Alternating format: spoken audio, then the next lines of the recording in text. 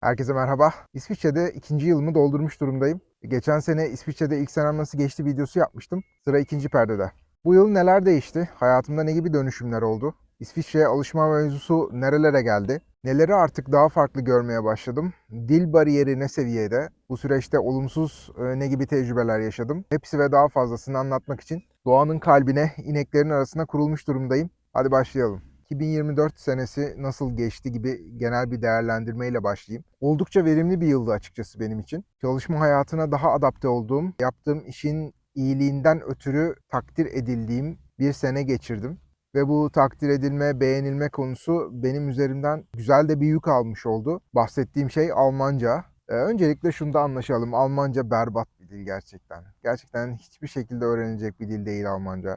Bunu söyleyerek başlamak istiyorum. İlk videoyu izlemeyenler için bahsetmem gerekirse şöyle söyleyebilirim. İsviçre'de otelimin bana bir şart koşması sebebiyle Almanca kursuna başlamıştım. Ya Fransızca ya da Almanca öğrenmem gerekiyordu. Amca da orada tarlayı biçmeye başladı koskocaman makinesiyle. Size geliyor mu gürültü bilmiyorum ama umarım gelmiyordur.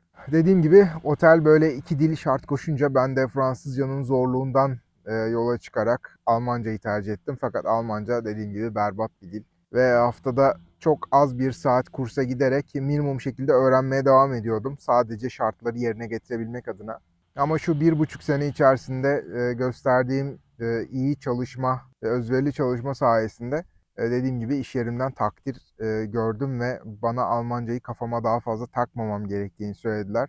Zaten sektörel İngilizceye tamamıyla hakimim. Hal böyle olunca ben de oradan aldığım gazla Almanca kursuna tamamen son verdim.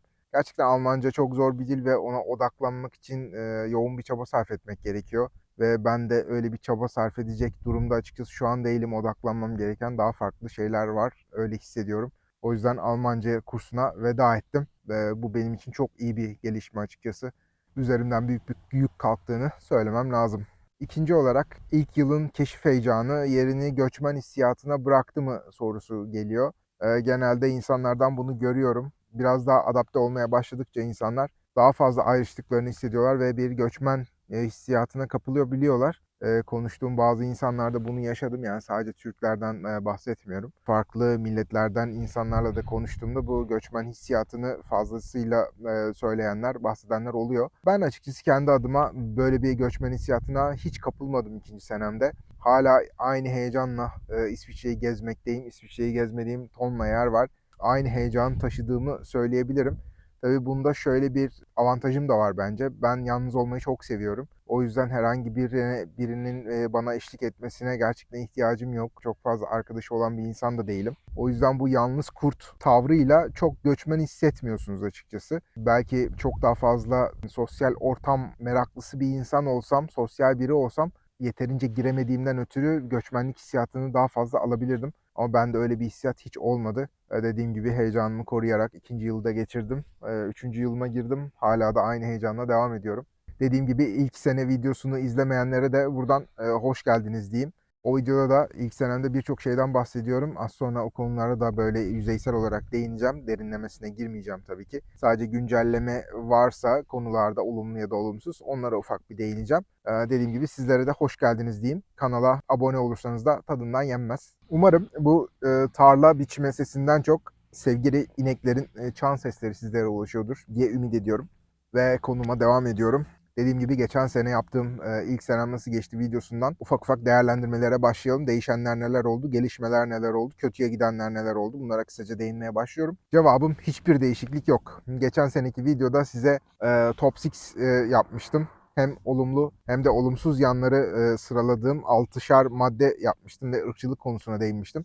Kötüye gidenlerden başlayayım. İnşaat çılgınlığı ne seviyede? İnşaat çılgınlığı durmadan devam ediyor, katlanarak devam ediyor. Artık çekilmez bir noktaya geldi. Bu ülkeyle alakalı en sevmediğim şey bu. Her yerin kazılı olması, inşaat çılgınlığı. En son Basel'e gittim ve o videoda da görmüşsünüzdür. Tonla inşaat var. Her yer kazılı. Yani bir manzara, güzel bir, hoş bir sekans yakalıyorsunuz fakat oraya vinç giriyor, bariyerler giriyor, kazılar giriyor. Yani girmedik hiçbir şey kalmıyor. İsviçre'nin güzelliğini çok fazla götüren bir şey bu inşaat çılgınlığı. Artarak devam ediyor maalesef. Yani buramıza geldi diyebilirim. Sadece ben değilim bu arada.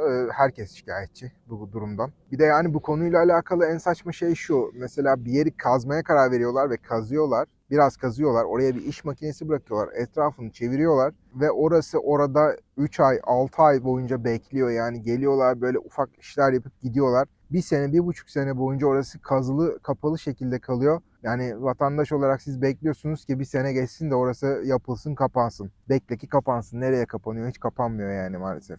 Yani aşırı sinir oluyorum bu inşaat olayına. Çünkü trafiği de maalesef katlediyor. Ben her gün bisiklet kullanan biri olarak bunun yansımalarını trafikte çok net görüyorum. Şöyle oluyor. Ya, trafikte aşırı zaman kaybeden kitle yeşil ışık yandığında çok daha seri bir şekilde kat edebildiği kadar mesafeyi kat etmeye çalışıyor. Bu da maalesef gözle görülür biçimde trafikte hatalara yol açıyor. İnanamazsınız yani bir senede gelinen tahammül noktasındaki düşüşe gerçekten inanamazsınız İsviçre'de.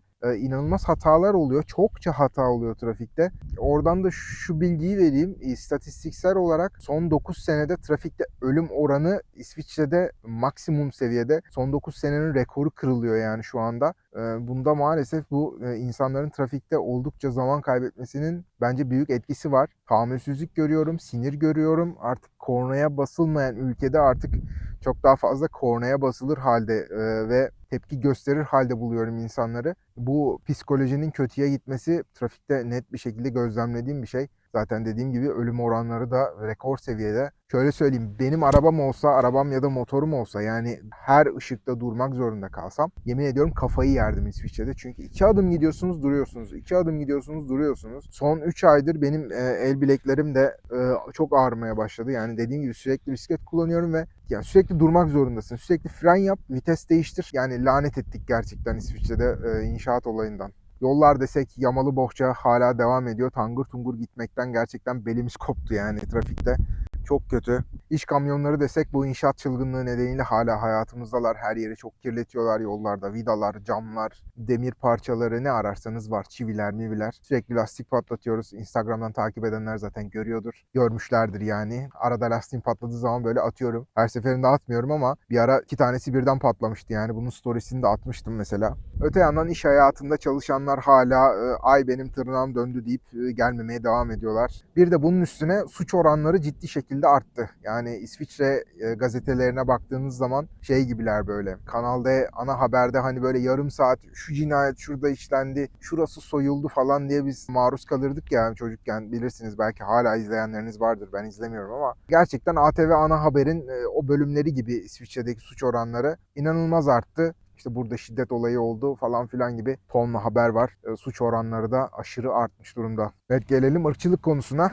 Bu konuda ufak bir tecrübem oldu. Şimdi ondan bahsedeceğim size. Yani çok kale aldığım bir tecrübe değil ama yine de yaşadım ve sizlerle paylaşayım.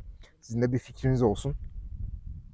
Bir gün bisikletimle verdiğim bir molada 25-30 yaşlarında 2 kişi önce bisikletimi övdüler.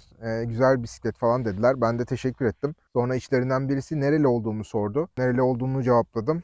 Ve bana dedi ki sizler dedi bu ülke için harika kölelersiniz dedi. Burada köle kelimesi gerçekten slave kelimesini kullandı köle olarak. Ben de yani böyle kaldım. Bazen bu tarz durumlarda diliniz tutulur ya, hani ne cevap vereceğinizi bilemezsiniz. Karşıdaki insan da siyahi olduğu için ekstra böyle cevaplarımı yuttum. Yani çünkü hani kölelikten bahsediyor ve tarihte maalesef ki var olan kölelik durumunun hangi ten rengi üzerinden yapıldığı malum. Ben ne desem ırkçı pozisyonuna hızlıca düşme ihtimalim vardı. Agresif bir cevap vermesem bile kuracağın cümle o tarafa doğru sürüklenebilir ya. Bazen yaşarsınız yani, en azından içinizden geçer ve dersiniz ki yo ben bunu hani konuşmayayım, söylemeyeyim. Aynı şey bana da oldu. İçimden geçen 3-5 cümleyi acilen bertaraf ettim ve sadece sustum. Sadece katılmıyorum diye cevap verdim. Belki o insanların da benden beklediği bir cevap tarzı vardı ve olayı başka yöne doğru belki de götürme gibi bir düşünceleri vardı. Ama benden öyle bir yanıt alamadıkları için konuşma orada kesildi. Bilemiyorum ama bu yaşandı yani. Karşıdaki bana bunu yapan insanlar çok tekin görünmedikleri için açıkçası çok umursadığım bir ırkçılık olayı değil bu. Açıkçası ben böyle bir tavrı markette 65 yaşındaki İsviçreli yerel bir teyzeden görsem daha çok umursardım. Bunu söyleyebilirim. O yüzden çok takılmadım ama bu da yaşandı yani. Dediğim gibi trafikte son 9 senenin en yüksek ölüm oranları sahip İsviçre'de. Yani bunda insanları tetikleyen birçok psikolojik etken olduğunu düşünüyorum. Bunlardan bir tanesi tabii ki az önce bahsettiğim gibi trafikte insanların sürekli zaman kaybetmesi. Yeşil ışık yandığında seri bir şekilde gidebildikleri kadar yol kat etmeye çalışmaları. Bence büyük bir etken bu. Psikolojik etken açıkçası. İnsanları daha fazla sinirli görmemin de bence ciddi bir etkisi bu. Her yerin kazılı olması ve durmak zorunda kalmaları. Onun dışında normal yaşamda da bir sinir harbi var ufaktan. Bir tahammülsüzlük var. Irkçılık konusunda bir ekleme yapmak istiyorum. Geçen seneye göre %38 artmış ırkçılık olayları. İsviçre okul danışmanlarının hazırladığı bir rapor var. Geçen sene 1200'den daha fazla ırkçılık olayı yaşanmış okullarda. Bunların en fazlası siyahi öğrencilere yapılıyor maalesef. Sonrasında da Müslümanlar geliyor ikinci sırada ırkçılığa uğrayanlar. Irkçılığın bu şekilde artması, yani %38 dediğimiz çok ciddi bir oran bence. Benim de böyle kenarından köşesinden yaşamam bu olayı sürpriz olmamış yani diyebiliriz. İnsanlardaki psikolojik durumun kötüye gitmesinden bahsediyordum. Bence bunda trafiğin rolü kesinlikle var. İnsanlar evlerine daha sinirli, daha agresif gidiyorlar bence. Trafikte zaten bu siniri net bir şekilde görebiliyorsunuz. Az önce de bahsettiğim gibi. Pandemiden itibaren ekonominin daha kötüye gitmesi olabilir. İsviçre'de hayatın gözle görülür şekilde pahalanması olabilir. Her şeye zam gelmesi olabilir. Vergiden ulaşıma kadar her şeyin pahalanması olabilir. Yani bir geçim derdi belki çok net yok ama belli bir kesim için zaten yok da. Bir başka konu, geçtiğimiz sene sağlık sistemini nasıl deneyimlediğimden bahsedeceğim. Süreç nasıl işliyor? Ne kadar para ödüyorsunuz? Bu ödediğiniz para karşılığında nasıl bir hizmet alıyorsunuz? Şimdi bunlardan detaylıca bahsedelim. Öncelikle şunu söyleyeyim. İsviçre'de herkese atanan bir aile hekimi var. Bir doktorunuz oluyor. Zaten sağlık sigortası yapmak zorunlu İsviçre'de ve bu sigortanın bazı kademeleri var ve hangi kademeyi alırsanız alın. Yani en alt kademe var bir tane. Mesela acil bir durumda bir şey olduğu zaman telefonla arayabiliyorsunuz ve onlara durumun ciddiyetini anlatıyorsunuz. İkna olurlarsa sizi doktora gönderiyorlar. İkna olmazsalar size o hastalığınızla ilgili hangi ilaçları kullanmanızı gerektiğini söylüyorlar. Bu en alt seviye. Bundan haricen üste doğru nasıl giderseniz gidin size bir aile hekimi, bir doktor atanıyor. Benim de bir doktorum var. Bir sürü seçenek arasından rastgele seçtiğim bir doktorum var. Her ne sıkıntı yaşarsam yaşayayım doktoruma gidiyorum, söylüyorum. Mail yoluyla ulaşıyorsunuz aile hekiminize. Ben mail attım. Şöyle böyle işte hastalığım var ve işte yardıma ihtiyacım var diye. Onlar da bana hemen ertesi güne bir randevu verdiler. Ben de aile hekimime gittim. İsviçre'de her şeyin aşağı yukarı işlediği gibi bu da dakik işliyor. Doktorunuz tam zamanında sizi içeri alıyor ve dakika başına paralar işlediği için hemen sizle muhatap olmaya başlıyor. Sorununuzu anlatıyorsunuz. İşte ben sorunumdan bahsettim. Bana teşhis koydu. İkisinde de çok doğru teşhis koydu. Hatta ikincisinde mesela boğazım ağrımıyordu. Bana boğaz ağrısı ilacı yazmış. Eczaneye gittiğimde öğrendim. Dedim ki Allah Allah, hani boğazım ağrımıyordu. Niye boğaz ilacı yazdı? Ertesi gün boğazım ağrımaya başladı. Yani doktorunuz da, buradaki doktorlar da kalifiye ve doğru teşhis koyuyorlar diyebilirim. En azından ben böyle tecrübe ettim. 5 dakika beni dinledi. Ondan herhangi bir izin talebim olmamasına rağmen bana bolca izin yazdı ve dinlenmem gerektiğini söyledi. Neler yapmam gerektiğinden bahsetti. Sonrasında beni tekrardan raporum bittiğinde görmek istediğini söyledi. Normalde görmek istemiyormuş ciddi bir şey olmadığında. Ama benim hastalığım sebebiyle beni tekrardan görmek istedi. Raporu bol tutuyorlar. Sizinle ilgileniyorlar ve o an herhangi bir ilaç parası, herhangi bir doktor parası ödemiyorsunuz. Sağlık sigortanız size sonra adresinize fatura gönderiyor. Benim sadece ikinci hastalığım sebebiyle ödediğim para mesela 270 franktı. O size gönderilen kağıtta hangi durumun ne kadar para ettiği yazıyor. Sağlık sistemi bu şekilde işliyor diyebiliriz. Benim tecrübelerim bu şekilde. Sizlerin de Avrupa'da yaşadığınız hastane tecrübeleriniz, doktor tecrübeleriniz varsa mutlaka yorumlara yazın. İnanın ben dahil herkes, okuyan herkes bu tecrübelerinizden faydalanıyor diyelim. Hastane doktor masraf üçlemesinde neler yaşadınız yorumlara yazın. İnek dostlarımız bu sırada o civarı terk etmişler. Herhalde hava çok sıcak ya da otlama zamanları bitti artık, bilmiyorum. Siz gördünüz ama ben görmedim yani en azından. Belki de sahipleri artık ahıra aldılar, bilmiyorum artık ne oldu. Biraz da ruh halimden bahsedeyim. Kışla imtihanımdan bahsedeyim. Gelecek üzerine konuşayım istiyorum. Ruh halim nasıl? Ruh halim gayet iyi. Avrupa'da geçirdiğim 5. senemdi toplamda ve gerçekten yaşadığımı hissettiğim bir 5 yıl çok mutlu olduğumu söyleyebilirim. Maalesef ki bulunduğum konum itibariyle kış biraz beni zorladı. Açıkçası biraz bıktırdı diyebilirim. Bildiğiniz üzere bolca gezmeye çalışıyorum ve video çekmeye çalışıyorum. Kışın bu çok zor oluyor İsviçre'de. Yaşam zaten çok zor oluyor. Dediğim gibi bulunduğum konum itibariyle çok fazla kara, soğuğa ve yağmura maruz kaldım bu sene. Biraz bıktırdı diyebilirim yani. Hatta o kadar bıktırdı ki itiraf etmem lazım. Son 3 aya kadar açıkçası ben Portekiz'i çok seviyorum. Lizbon'a gittim, Porto'ya gittim. Fırsat buldukça Portekiz'e kaçmaya çalışıyorum. Portekiz, İspanya. İspanyacıyım yani. İspanya'ya gidip orada yaşamak, İspanyolca bilmek falan istemişimdir hep. Yani soğuklardan İsviçre'de o kadar bıktım ki dedim ki acaba Portekiz'e mi gitsem bir şekilde. Yani Hırvatistan'a nasıl geldiysem, İsviçre'ye nasıl geldiysem Portekiz için de biraz tırmalayıp Portekiz'e mi gitsem dedim. Özellikle bu 3 günlük Porto tatilimden döndükten sonra iyice bastı. Ama maalesef ki gözetmem gereken daha farklı şeyler var. Sadece bir ülkenin iklimine şu an kanıp gitmemek lazım. Oradaki yaşam tarzı, ucuzluk, hava şartlarının iyi olması beni çok cezbediyor ama maalesef biraz da geleceği düşünmek lazım. Portekiz ve İspanya önümüzdeki senelerde çok fazla kuraklık çekecekler maalesef. Burayı bırakıp şu an oraya gitmek, sonra dönerim ya İsviçre'ye bir şey olmaz demek bana ciddi bir süreç ve adaptasyon kaybı yaşatacaktı. Zaten hani son dönemdeki Portekiz, İspanya elektrik kesintilerini de gördünüz. Yani o taraf biraz maalesef her ne kadar çok güzel olsa da sıkıntıya düşecek gibi hissediyorum. Dünya zaten iyiye gitmiyor ve iyiye gitmemeye de devam edecek. Bütün bu durumlar ışığında açıkçası İsviçre konumu itibariyle dağlarla çevrili ve Avrupa'nın tam ortasında kalıyor. Burası dünya çok kötüye giderken kısmen iyi kalacak bir yer bence. Ben öyle görüyorum ve buradan ayrılmamayı artık net bir şekilde kafaya koydum. Karar verdim açıkçası. Bu karar tabii neden bu kadar önemliydi? Çünkü gelecek planlarım için çok önemliydi.